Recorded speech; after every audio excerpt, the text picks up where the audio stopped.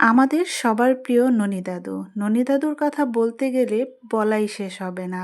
ছোটকাল থেকেই দেখে আসতেছি কলাকোপা পোদ্দার বাজারে তার এই পুরাতন ব্যবসাটা। আর আজকে থেকে না, সে 1980 থেকে 85 সনের থেকে ব্যবসা করে আসতেছেন কিন্তু এই ননী দাদু। এখন পর্যন্ত কিন্তু ননী দাদু তার ছোট ব্যবসাটা করে আসতেছেন আর মজার মজার আলুর চপ, বেগুনি আর পেঁয়াজও কিন্তু বিক্রি করে থাকেন। যারা যারা কলাকুপার পোদ্দার বাজারটা চেনেন অবশ্যই ননী দাদুর আলুর চপ খেয়ে দেখবেন। এত মজা অন্য জায়গার সাথে তুলনা দিলে একদমই চলবে না। একদম মচমচা আলুর চপগুলা।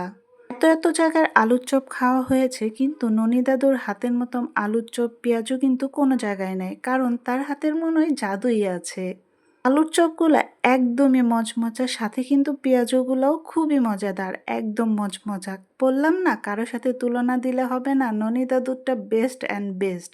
যেহেতু বহু বছর ধরে ব্যবসা করে আসতেছেন, তো তার হাতে কিন্তু জাদুই আছে। তো যারা একবার হলেও খেতে চান অবশ্যই কলাকুপার পোদ্দার বাজার এসে খেয়ে দেখবেন।